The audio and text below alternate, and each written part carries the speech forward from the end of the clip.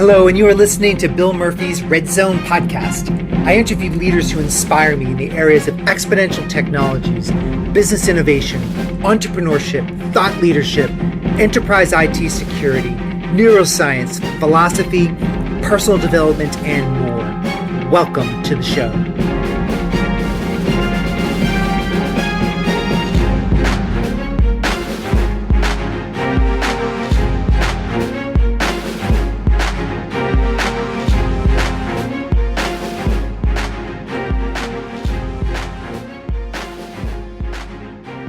Welcome back to the show, everyone. This is Bill Murphy, your host of the Red Zone podcast. I am super excited to bring to you my conversation with Safi Bahcall. I have actually not been this excited in a long time because Safi has just written this book called Loonshots: How to Nurture the Crazy Ideas That Win Wars, Cure Diseases, and Transform Industries. And his use of language and his use of conveying innovation principles is second to none in this book. Partially because I think he comes at this from being an innovator for years and being an entrepreneur, and he comes at this from just a very powerful perspective. And it really impacted me and the people that I've been sharing this book with. He received his BA, summa cum laude, from Harvard and his PhD from Stanford.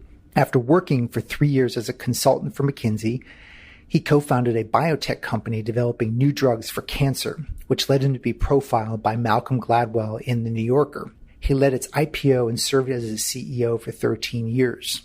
And in 2008, he was named E&Y New England Biotech Entrepreneur of the Year. And in 2011, he worked with the President's Council of Science Advisors on the future of national research. So in this book, we both explore, Safi explains how the past, what we've learned from the past, has equal implication in the future. So we get into what is the most common conversations he gets into with CEOs these days. They call him CEOs that have read his book, senior leaders that have read his book, and they're calling him.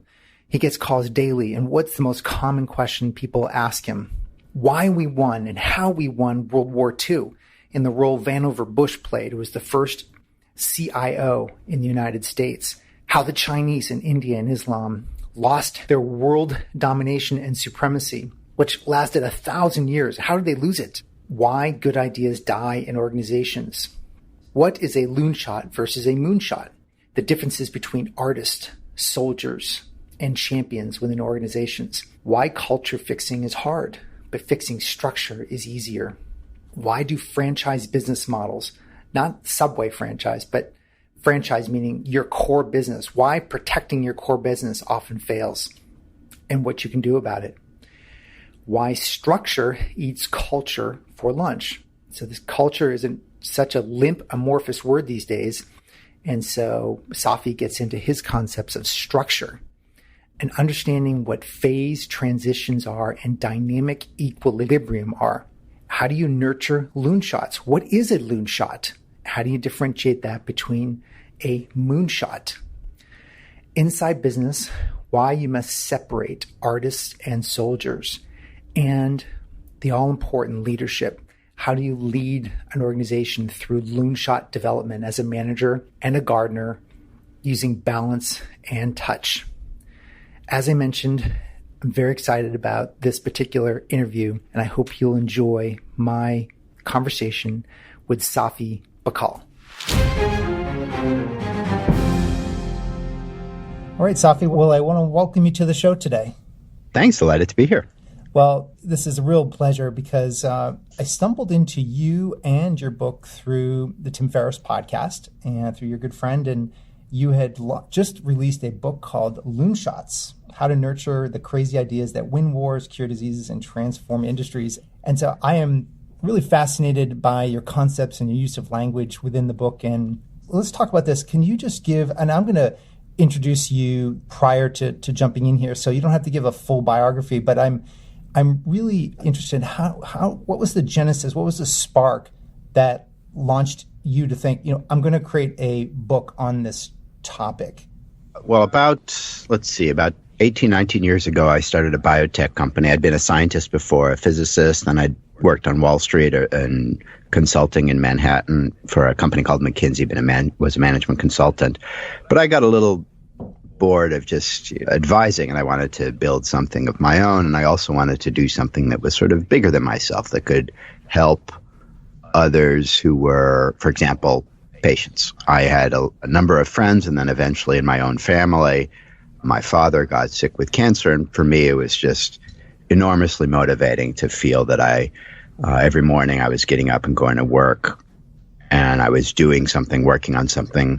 At the time, I had built a biotech company that was developing new drugs for cancer, and it was enormously motivating to get up in the morning and feel that if you worked hard, if you did your best, you had a shot at giving people more time on Earth with their loved ones. And so that was how I started. I was building a company, and when I started building a company, I read everything I could find about how to be a better manager, be a better leader, and so on. And I started getting frustrated with all these books on culture. The first few of those were helpful, but I was, as a scientist, trying to see if there was something a little more solid I could sink my teeth into. I mean, I would hear culture. After a while, I just started thinking yogurt. And it became especially frustrating when I saw that there were problems, that companies would just get stuck. There were very promising ideas inside companies that were just stuck, not through any ill will of any individual, but there was some kind of collective problem. And that became very pronounced for me when my father got sick with a rare type of cancer. And I thought, well, I'm in the field, I'm in the industry, I'll just call up all the experts, do what I can. And nothing I did made any difference. He died within months. And over the years, I just got frustrated seeing so many promising ideas with drugs or projects that could potentially help his type of cancer or other types of cancer, just stuck. And again, not through the fault of any ill will of anybody. And so I was just wondering and trying to think about what is it organizationally that keeps these ideas buried and why they aren't brought into the world faster and better. And was there anything that I could do about that? And about 7 or 8 years ago, I got a call to join President Obama's Council of Science Advisors on a project in the future of national research. How can the country innovate faster and better, and especially in science and technology? And the first day, the chairman stood up and said, your job is to write the next generation of the Vannevar Bush report. Unfortunately, I'd never heard of Vannevar Bush or his report. I was not really an expert in history or certainly in science and science policy. And we had a couple months to write a recommendation to the President of the United States. So I had to do some fast reading. And I learned that Bush helped turn the course of World War II. He was an engineer who was number 2 at MIT. It helped turn MIT into the leading engineering university in the country and in the world.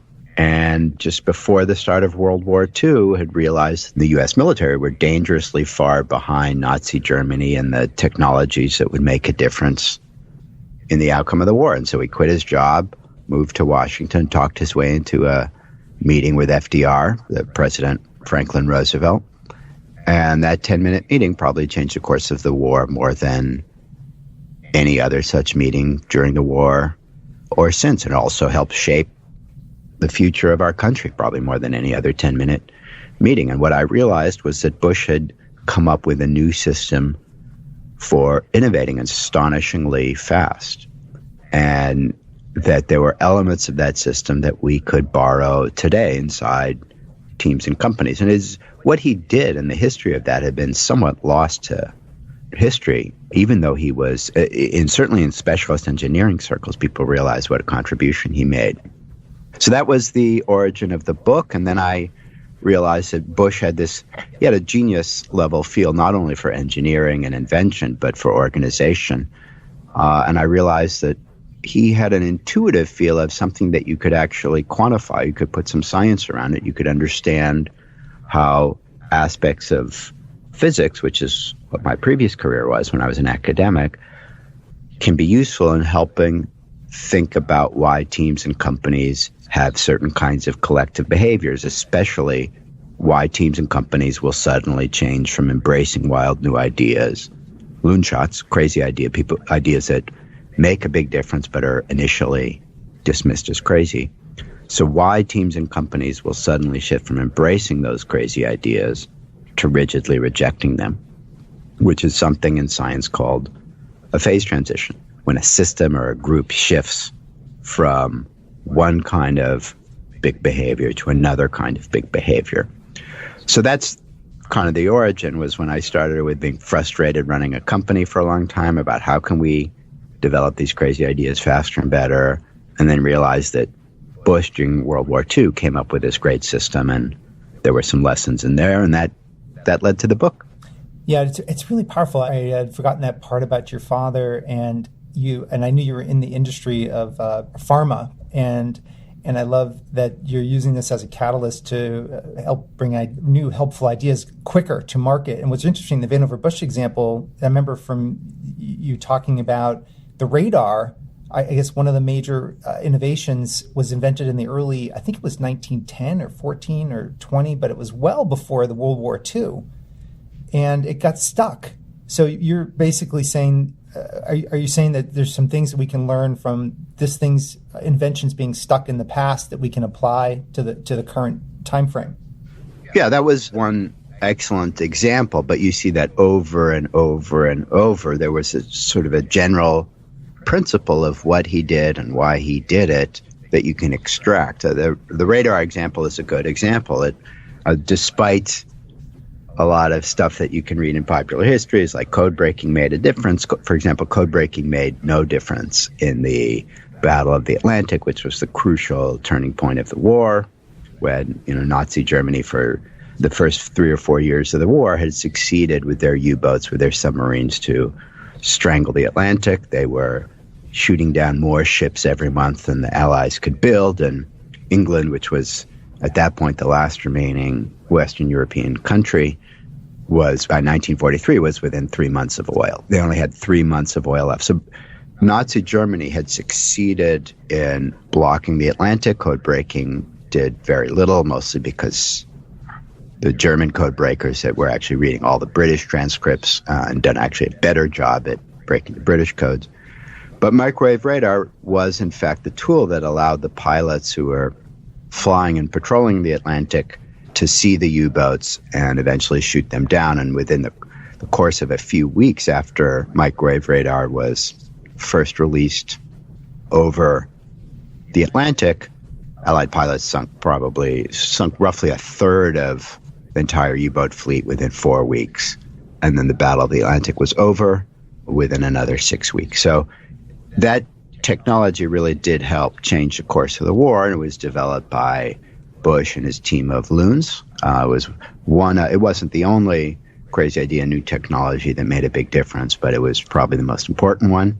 And the popular histories that you read attribute the discovery of radar to some scientist in England in the mid-1930s. But in fact, the principles of radar and the technology that was used was discovered many years earlier inside the U.S. Navy in the Naval Research Lab in the early 1920s. But it just sat there. It was like we were just talking about, this incredibly important new technology that ended up making a difference in the course of the war, sat there for 18 years without being developed in the way that it could. And in fact, it clearly would have made a big difference in Pearl Harbor, because the technology allowed you to see enemy planes.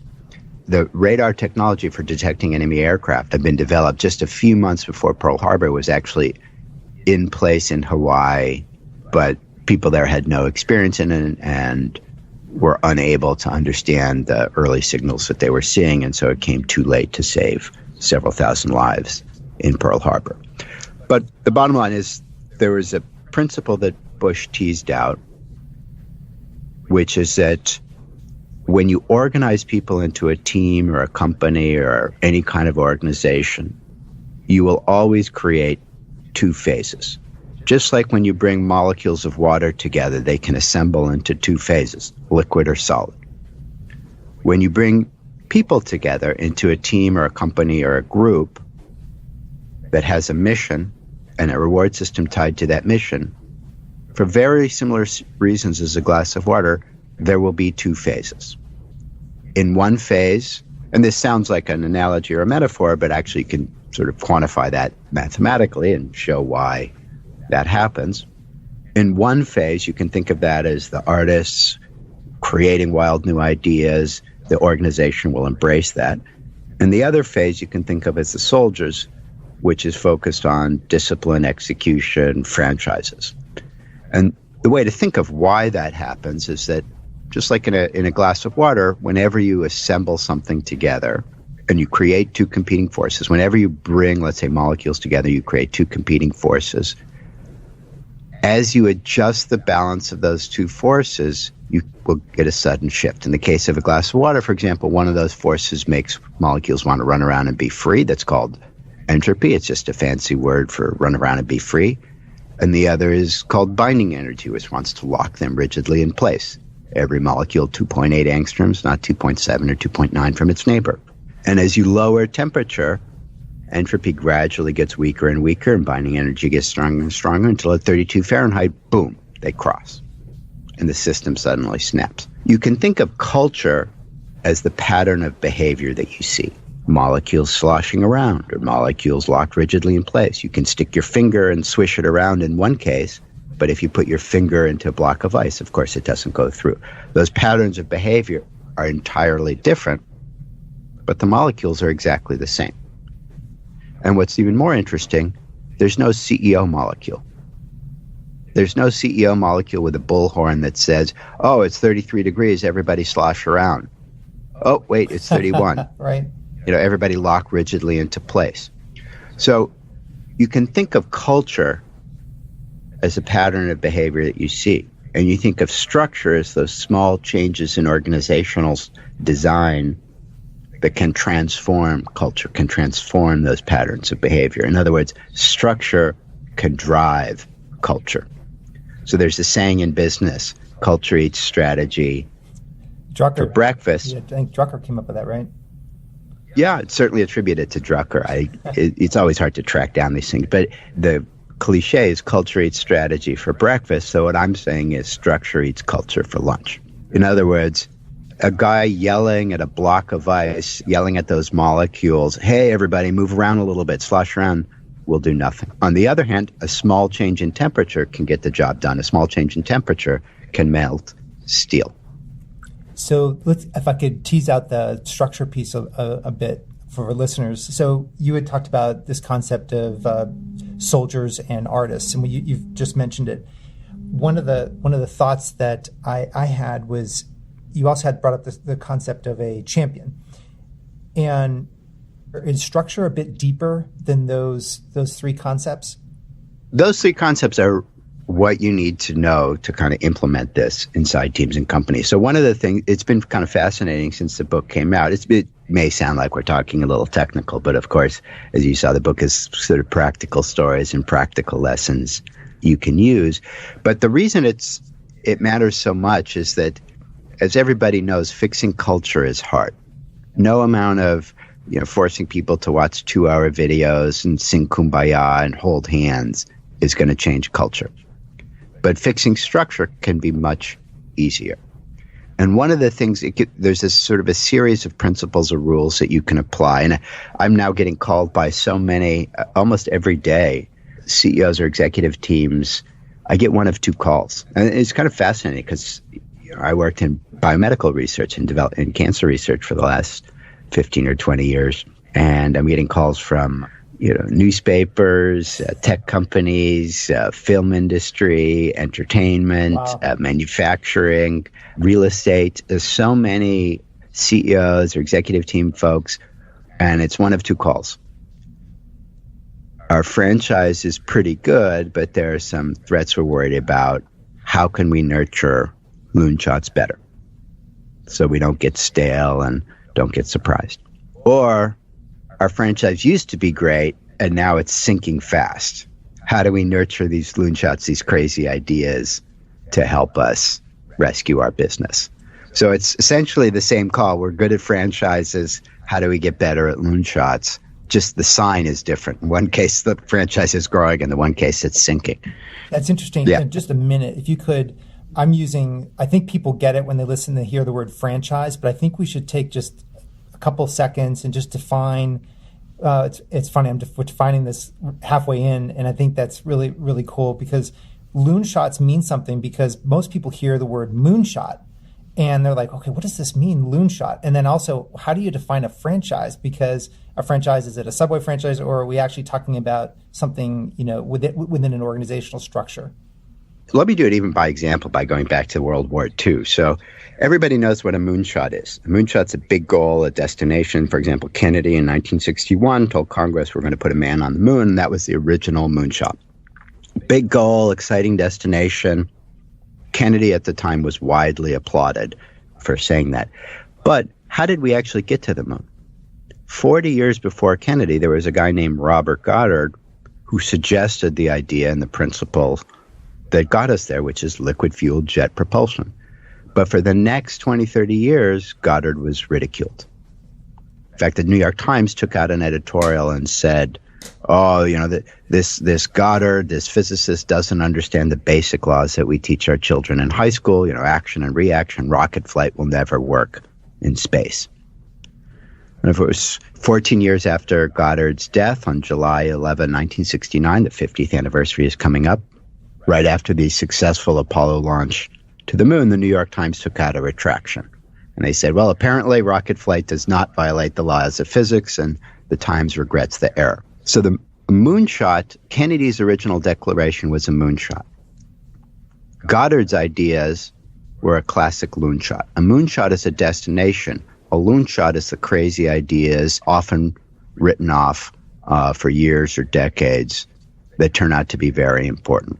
And so what we want to do, declaring moonshots is just declaring a goal. It doesn't help us very much. What we want to do to figure out how to get there is nurture these ideas that challenge our accepted beliefs, that challenge our wisdom, like we can never launch a rocket flight will never work in space.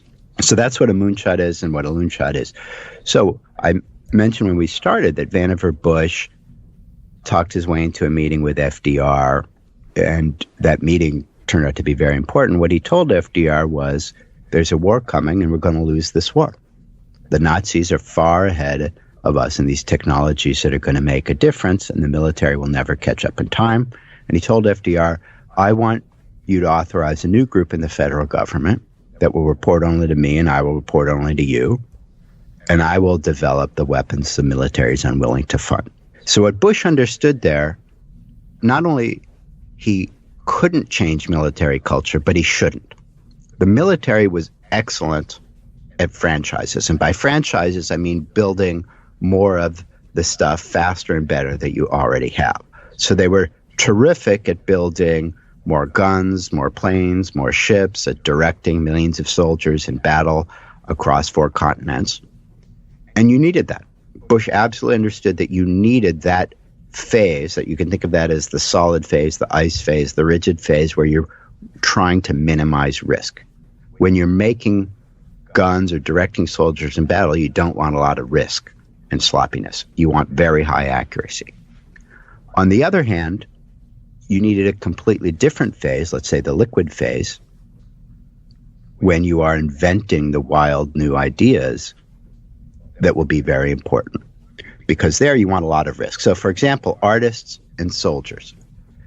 What Bush realized was that you need to separate those two, because a system can't be in 2 phases at the same time. You can't have a glass of water that's both liquid and solid. It makes no sense. So every now and then when I give this talk, I get asked, well, what about a Slurpee?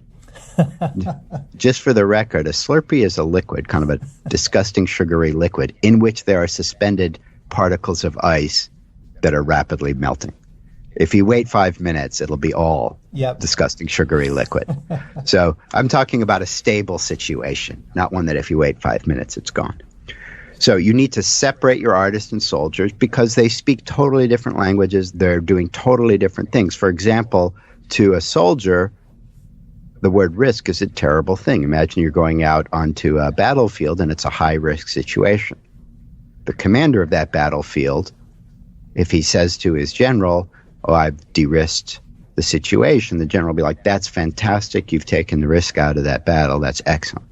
Now imagine going to an artist and saying, you've taken all the risk out of your art.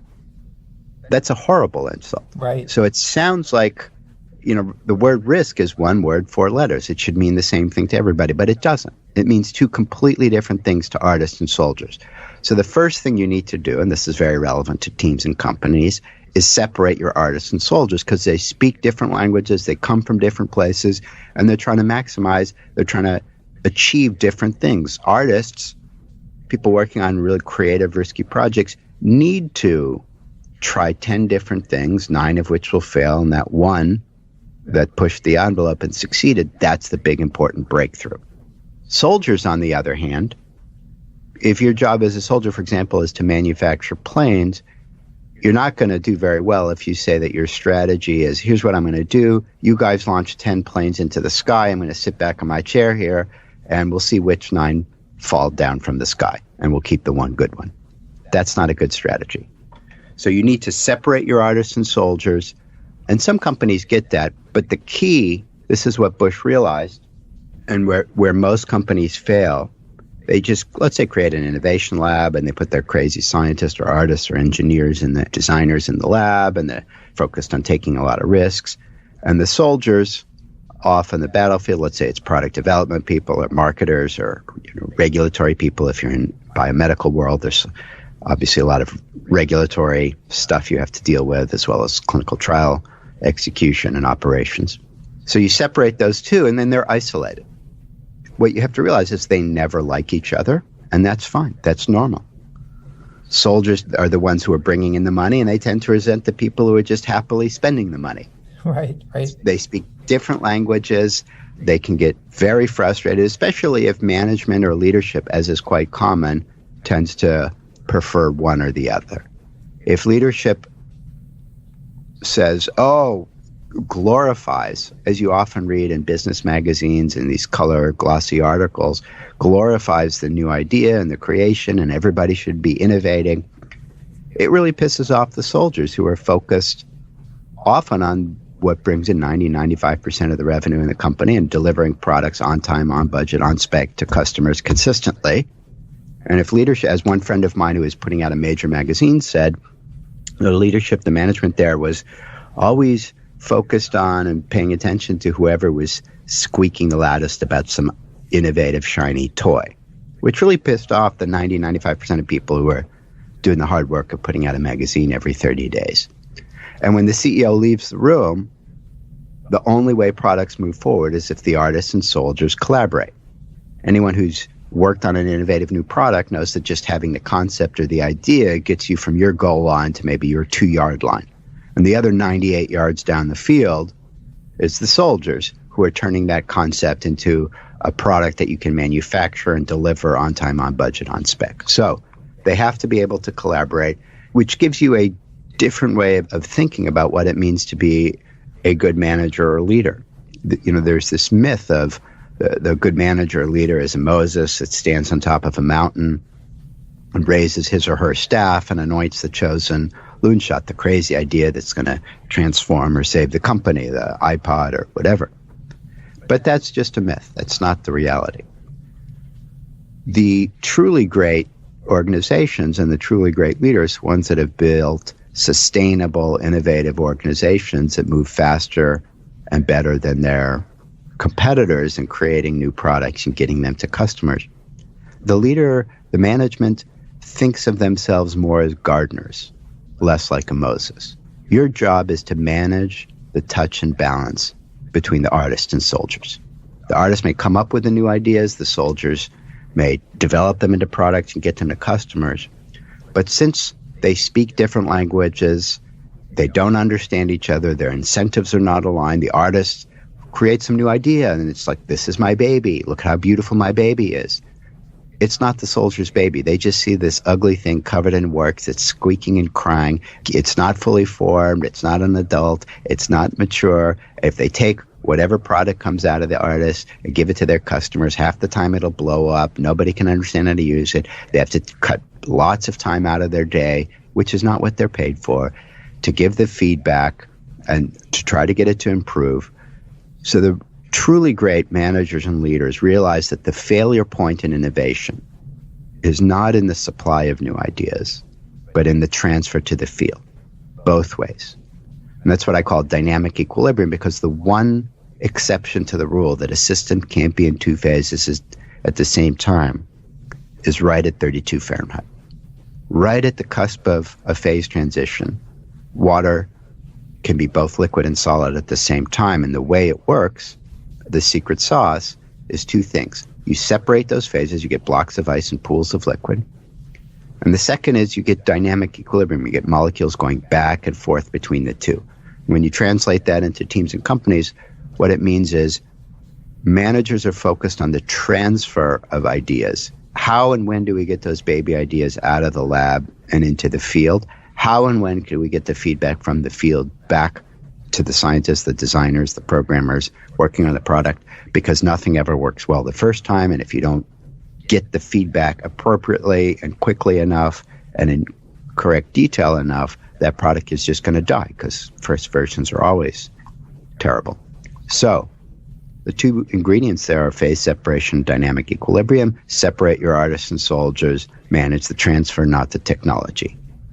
And you mentioned project champions. One of the things that we've learned the hard way in the biomedical industry and in large research labs, where the equivalent of our artists are the creative biologists and chemists who are coming up with new ideas and new ways to treat diseases, and the equivalent of the soldiers are the people who run clinical trial, the very large, 1,000-person clinical trials and operations, and eventually the regulatory people and the marketing people who turn those concepts for new drugs and new treatments into products that you can deliver to hospitals, to physicians, to patients. So you have the artists and soldiers and all the same kind of conflict that I talk about.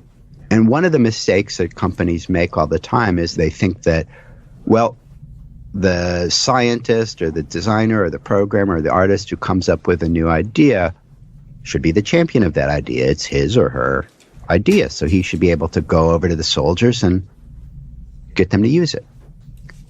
The problem is that most really creative scientists or engineers or designers are not very good project champions. What you need for a project champion is someone who speaks both languages. You need a bilingual specialist. And if you're, let's say, a biologist, you haven't been trained to speak in marketing or product development or regulatory language. And vice versa, if you're a regulatory guy or an operations person, you haven't been trained to speak in a language that the scientists understand and care about. So one of the things that a lot of companies in my field have learned the hard way is that you need to create a new role, which is essentially a project champion, which is someone who is bilingual. And that's the role that Vannevar Bush played between the generals and his innovation group that he set up, correct? That's right. And so what Bush was terrific at was, and one of the things that made him succeed where almost everyone else before him failed, is that he loved both sides equally. He understood that you need to love your artists and soldiers equally. And if very often, let's say, a scientist or a product person or engineer has this idea that I do the really hard work, I have the invention, I have the new idea, and those folks are all sort of the grunts who get it done. Well, if that's your attitude, how much impact do you think you're going to have? Zero. Yeah, and it's interesting. You made bringing kind of fast forwarding to the current day. We celebrate Steve Jobs, but he was a pretty flawed character in many respects, and learned the hard way. And you make the point in the book that now, when he came back to Apple to resurrect the dying franchise, he had Jonas Ivey and Cook, right? Steve Cook. Are those the two people he balanced himself out with?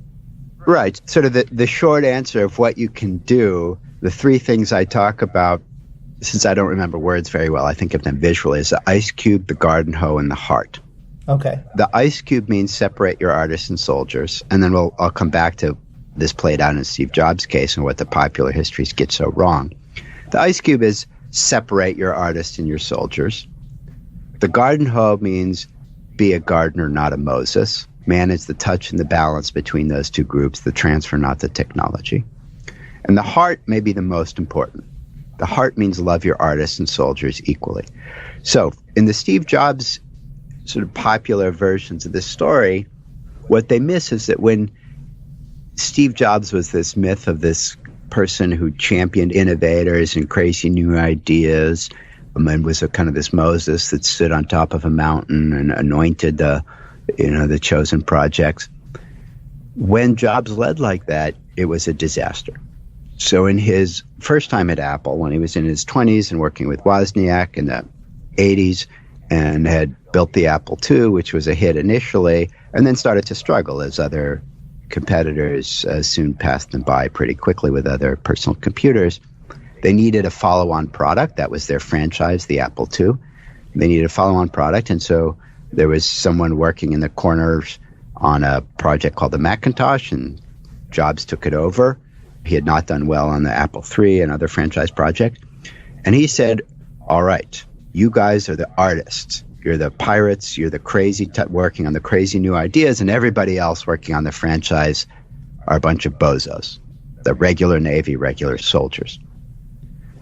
The hostility he created between those two groups was so bad that the folks working on the franchise, which was brought in, 95% of the revenue of the company, was so bad they took to wearing a button with Bozo the Clown and a red circle and a sash through it saying, "We're not bozos." And it got to the level where the street between their buildings was called the DMZ, the Demilitarized Zone. Oh, no. And when you create that kind of hostility, people were leaving on both sides. His co-founder, Wozniak, left and so on, and people started leaving his group. And when the Macintosh launched, it was a flop. It had a great ad, the Super Bowl ad, but the product was too slow, too hot, didn't have a hard drive, and it just wasn't useful. And they didn't have a good franchise product, a follow-on to the Apple II ready. So Apple started sinking, and Jobs was justifiably asked to leave. But when he came back 12 years later, what did he do? He appointed Johnny Ive, kind of the ultimate artist, product designer. If you have something in your pocket or wrist from Apple, it was probably designed by him or his group. And then he brought in to run operations a guy named Tim Cook, whose title at his previous company, Compaq, and his previous job as head of operations there, was the Attila the Hun of inventory. And if there's a better name for a soldier inside a company, I don't know it. And so Job led not by as a Moses and saying that the artists are great and the soldiers suck, but loving both sides equally, both his artists and his soldiers. And when he died, who was it that took over? Not the ultimate artist, but actually the soldier, Tim Cook. And so the ice cube is separate your artists and soldiers. The garden hoe is lead like a gardener, not a Moses. And the heart is love your artists and soldiers equally. There's, of course, there's a lot more to it. And certainly when I come in and talk to teams and companies, there's a whole nother additional level of detail on how to make that happen in practice. But that's kind of the big picture, the ice cube, the garden hoe, and the heart, about how to bring your artists and soldiers together so that you can both deliver franchise and nurture these loonshots, these crazy ideas simultaneously in parallel. So you can defend your turf, grow your turf, as well as succeed over the next 5 or 10 years. We only have a couple minutes left. There's one concept in particular that I love the way you deconstruct popular concepts. And one of them is you really challenge the concept of teamwork. And let me just give some, I stumbled into your book while I was also reading a simultaneous book called The Formula by Laszlo. And the irony is I know you referenced at one point him in the book, and then you have this whole really section based on teamwork. And I think the popular myth that a lot of people is like, we need innovation, we need teamwork, and we need to separate these people, and everybody has to work out as a team. But it's much more nuanced than that. And I'm just wondering what your thoughts are on this role of the champion in leadership and how people can play what the role of a leader is in nurturing Loonshots within organizations?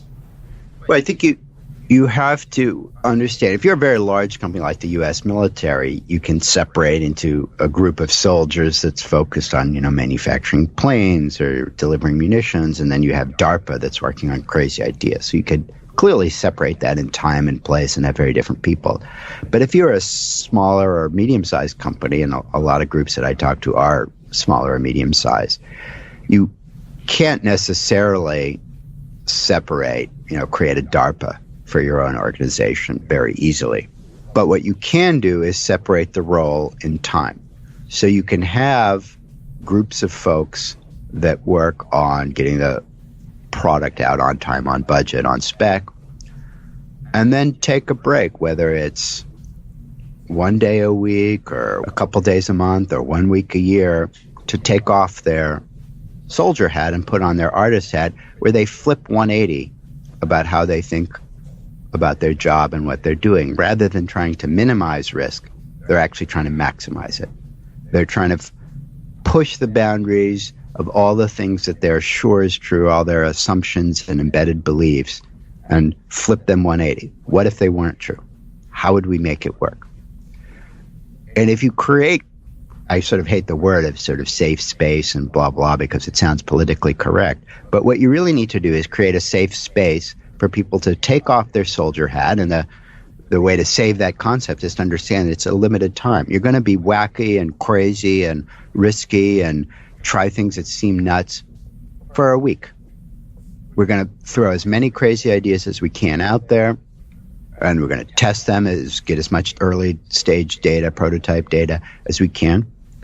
And at the end of the week, we're going to pick, let's say, 3 things. And then we're going to take off our artist hat, put back on our soldier hat, and develop those next several things. So as a manager or a leader, your job is to separate your artists and soldiers either by group or by time, and then manage the transfer, manage the nurturing of the baby stage idea. You help it grow up into an adult. You help it get the feedback that it needs to grow and mature. So the role of the manager is a little different than what we usually think. There are a lot of these sort of books that say, oh, the CEO must be the CIO and everybody should innovate. Well, it's not true that everybody has to innovate. If someone's just answering the phone and that's their job, is to take care of customers, sometimes you just want them to answer the phone.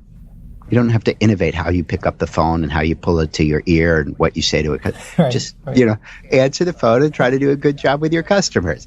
Somebody else can invent, a whole new kind of phone. That's not your job. So you need to separate those processes. Well, I think that's one of the things that people are looking for today, especially with my audience. And there's just countless examples. There's no doubt that this book has accomplished your mission of being able to, I believe, in order to speed up innovation by giving a new lens. I just think the word is so overused and it's so Silicon Valley-esque. And this is made it very, very practical with actually grounding these concepts in history and then bringing them it's like bringing them backwards and forwards. Because you give an example, and maybe we can wrap up with this because it's so much fun. I didn't even know this, and I love history, is China and India's was so far in front of us, or in front of the Western world. And maybe you can just give, as a wrap up, that story, and then we can bring this to a closure. Sure. And it's interesting because probably in the last week or two, I've been on a tour of seeing quite a few Silicon Valley companies, many of whom have engineers who are either first generation or second generation descent from China or India. And so the story has really resonated with them. But when I grew up here in the U.S., I very often hear, well, the way the world got modern, the way we learned modern science and industrialized was there was the Greeks, then nothing, then Newton, then boom, we're done. And that's like the 30-second version of history and of history of science and history of industrialization. And that's just so far wrong on so many levels of what really happened. What really happened was that China, India, and Islam were so far ahead of Western Europe, enormously far ahead of Western Europe on the early versions of science and technology and organization and education for about 1,000 years, from the middle of the first millennium, around 500 AD, to the middle of the second millennium, around 1500, 1600. For example, paper and printing was invented in China about 1,000 years before Western Europe, the compass, gunpowder, advanced irrigation, advanced mining. The kind of things that didn't appear in Europe for centuries were already in place in China. The education system was training a class of scholar elites for 700 years. The Imperial Civil Service exam, 700 years before anything comparable ever appeared in Western Europe, before the first university ever opens its door. 7 centuries. The most widely used textbook in Western Europe, a medical textbook, was written by Ibn Sina, an Islamic scholar from the 11th century, and it was used for 700 years. Imagine using a textbook today for even 7 years. 70 years would be out of the question. That was 700 years. So many of the early advances in astronomy and optics, and certainly in mathematics, the algebra, which originated in and the numeral system, which originated in India and traveled through Islam, arrived in Western Europe more or less fully formed. And in fact, many of the advanced mathematical techniques in Copernicus's early work were taken straight from advanced Islamic astronomers. So, why did modern science originate in Western Europe? Why did modern science and all these tools and ideas that helped tiny little nation like England and the Western European nations essentially overturn these massive empires, China and India? Why Western Europe? China and India had 50%, more than 50% of the world GDP. England had about 0.5%. It was almost an irrelevant backwater. Well, what you and I have been talking about is how do you nurture loonshots inside teams and companies? The reason and why teams and companies and industries separate into these large global players that develop franchises and these small little companies that nurture loonshots. So just to mention in industries, because that kind of gives you the sense of what happened in world history. But in industries, let's say in the film industry, you have Columbia, Universal, and Paramount that develops franchises. Let's say, the next Avengers movie, or in the case of Disney, or the next Transformers movie, or the next James Bond movie. Those are big franchises. Then you have the hundreds of small production shops in Hollywood that nurture loonshots, things that are written off by the major studios. My Big Fat Greek Wedding or Juno. Right. In my industry, you have the Merck, Pfizer, Novartis that develops franchises, the next statin drug, the next ulcer drug. Then you have the hundreds of small biotechs in, let's say, Boston or San Francisco that develop the crazy ideas, the crazy new drugs that nobody thinks will work. Well, Merck, Pfizer, and Novartis, they need those small biotech companies. They develop those franchises. They're very good at them, but they struggle to develop loonshots. And those large companies often get taken out when one of those loonshots succeeds. So China, India, and Islam were the Merck, Pfizer, and Novartis of the day. They were the Columbia, Universal, and Paramount of their day. They were fantastic at franchises. They built the Great Wall in China. Nothing like that existed in Western Europe. The Grand Canals and canal locks were invented in China that allowed massive, massive scale irrigation. Nothing like that existed in Western Europe. Advanced mining techniques, which didn't exist in Europe until centuries later. They were phenomenal. China was phenomenal at franchises, as was India. Let's say building the Taj Mahal, for example. But they were not good at loonshots. Just like Merck, Pfizer, and Novartis, or Columbia, Universal, and Paramount, because those loonshots struggle inside these global major franchise organizations. But they do well inside loonshot nurseries. In Western Europe, with its hundreds of tiny little kingdoms and nation states, was the loonshot nursery of world history. That's where a crazy idea might have a chance at succeeding. Here's an example of a crazy idea. The Earth travels around the sun, not the other way around. That's obviously a crazy idea, because anybody can see, if you look into the sky, you shouldn't look directly at the sun, but anybody can see that the sun and the stars and the planets travel around the Earth. Right. Well, And if you suggest, as Copernicus did in the early 1510s, if you suggest that maybe it's the other way around, that the Earth is spinning on its axis, well, if the Earth is spinning so fast on its axis, an entire revolution every 24 hours, why aren't birds flung from their nests? There are all these loonshots always look crazy when they first start. Nobody had an answer. That's why Copernicus' idea was buried for 80 years. In fact, that same idea that the Earth rotates on its axis had appeared in India about 1,000, well, maybe 6, 7 centuries earlier. But it was quashed because at the time that was an empire. It's amazing. Western Europe was the loonshot nursery of world history, and that's where the mother of all loonshots, this idea that there are laws of nature and we can understand them, took hold and ignited and gave us things like, the compression of gases, the steam engine, and that led to industrialization, and that led to defeating these much larger empires. So the emperors of China, Islam, and India learned the hard way the lesson that so many rulers have been learning today. Missing loonshots can be fatal. Well, with that, I'm sure this book is going to make its way into every major university because it just changes our whole language around innovation and using this loonshot principle. And Safi, I'm just very, you've achieved your goal, and I'm so, we had talked about what the purpose of developing this book is in the beginning with the death of your father and how you could exponentially make a change in the world, and this book is going to do that. And I really appreciate you for your time sharing your wisdom, and I'm going to write up our show notes how people can access the book and buy it on Amazon and support your work as best as I can. Great, thanks. Enjoyed talking to you, Bill. Thank you, Safi, and hopefully we can do this again someday, and I appreciate your time very much. Absolutely. Well, I hope you loved that interview with Safi Bahcall. As I mentioned, his book, Loonshots, has just been released.